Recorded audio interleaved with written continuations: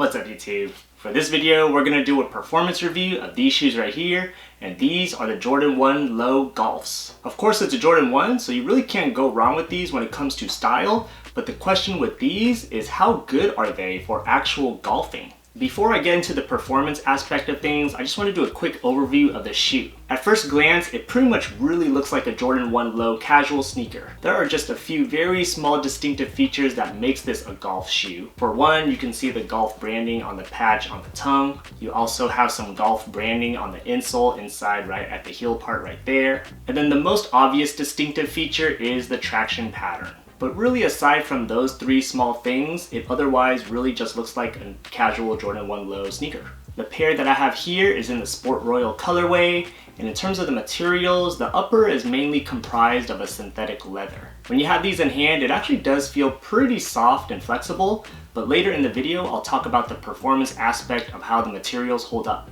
These shoes also came with black laces, but they also came with an extra pair of blue laces. And I'm always a big fan of it when sneakers come with extra little accessories like that. So personally for me, I'm actually kind of new to golf. I started picking up golf in the past maybe 1 or 2 years. These pair of shoes, however, are my very first pair of actual golf shoes. So I got a chance to break these in for a good couple of sessions, went to the driving range a few times with these, and even played a course out there. So after having a chance to break these in for a bit, I wanted to share my personal pros and cons when it came to my experience wearing these shoes. So with that being said, let's talk about the pros first. Pro number one is that this is pretty self-explanatory, but it's a Jordan 1 Low. What else can you say about this shoe? Because it's classic, it's OG, it has a lot of rich history, and it's a very respectable sneaker. If I had to put money on it, I would bet that the majority of people, if not every single person that has bought or tried on this shoe, really bought it because of the fact that it's a Jordan 1 Low, and not because it's a golf shoe. And that's what makes this kind of cool about this shoe, is that it kind of doubles up as a casual sneaker also. You can wear these out to actually play golf, but given that the traction pattern is very minimalistic, you can definitely wear these out on a casual day out, in the streets, running errands, and really people won't be able to tell that it's an actual separate golf sneaker. Pro number two is that these shoes are water resistant, and they are also, I would say, terrain resistant. For the most part, this upper is water resistant, so if you were to get your shoes a little wet, say like walking through a little bit of mud or a little shallow puddle or something, the water will not penetrate through the toe box. As long as you don't get your whole foot submerged in like a really deep lake or something, at least up to this point before the tongue, the shoe is pretty much water resistant and the water will roll right off. I also mentioned terrain resistant because things like sand and dirt and loose grass, that stuff will also be resistant up until the point of the tongue right here. Even though this toe box is a little bit perforated, the sand did not penetrate through here when I hit the ball into the bunker a good handful of times, but I thought that that was really handy. I was concerned at first that if you were to walk through sand, that the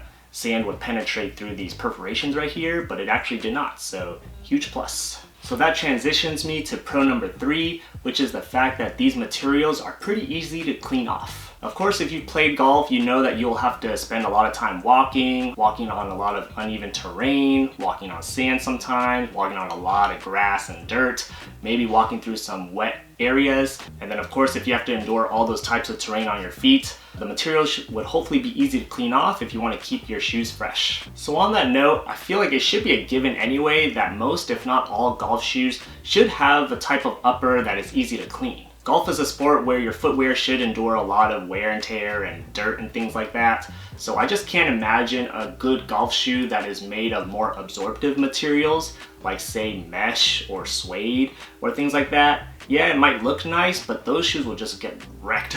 So, you know, these Jordan 1s being made of that synthetic leather that's very easy to clean, I feel like is an absolute necessity when it comes to especially rocking fresh footwear out on the green.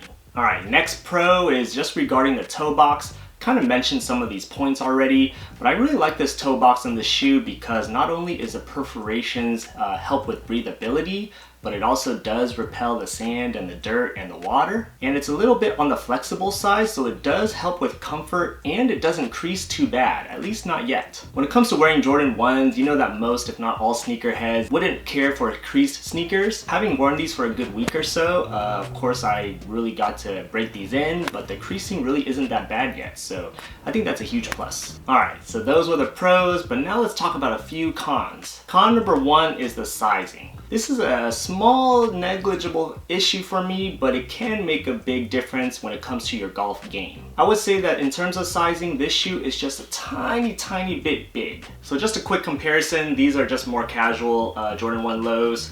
But in terms of the sizing compared to the golf sneaker runs just a couple of millimeters longer than the casual sneaker. In terms of sizing, I went true to size at 9.5, and if I were to wear these casually, it was just fine. However, when it comes to my golf game, because these golf sneakers run just a little bit long, you will notice a little bit of a friction or a skin irritation issue when it comes to your pivoting motion, at least for me. So I think this is just more of a sneakerhead problem, but I would say that most sneakerheads like to wear their shoes a little more casually and a little more loosely, right?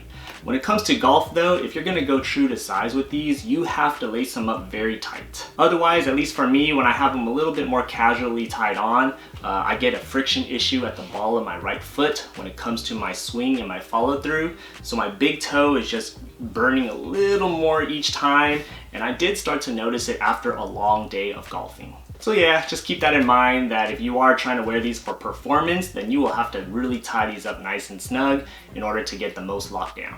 Alright, con number 2 is regarding the comfort. Now I will say this is not at all an uncomfortable shoe, but it's not by any means a very comfortable shoe either. I'll say that overall the comfort is just very average. The flexibility of the leather is nice when it comes to walking on the balls of your feet.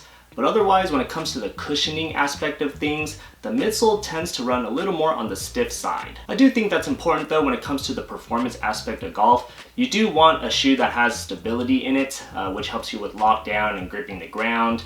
But when it comes to like a walking shoe, do not expect this shoe to have any cutting edge or groundbreaking technology that really makes them comfortable or anything like that.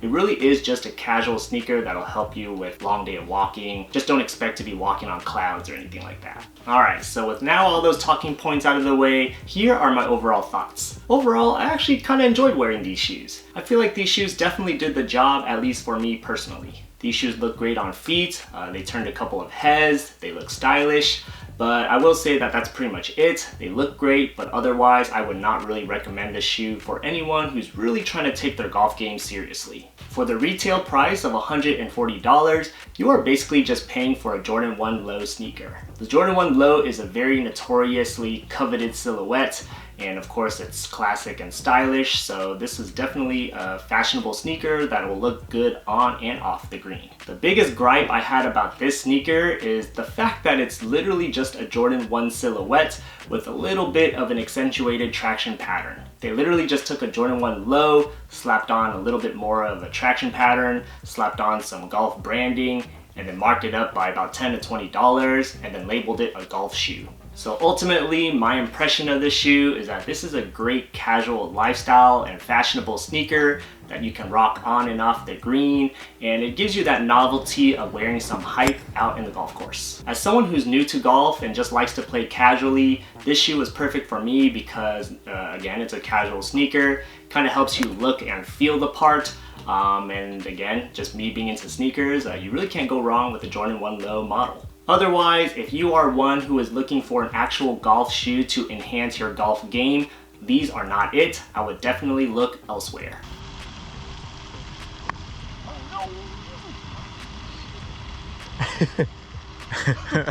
So I'd love to hear your thoughts in the comments below. What are your thoughts on the Jordan 1 Low golf model? If you yourself play golf, do you have any specific recommendations on an actual good golfing sneaker? I'd love to know about it in the comments below.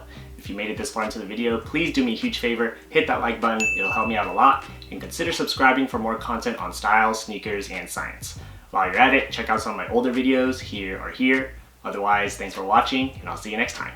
Peace. There you go.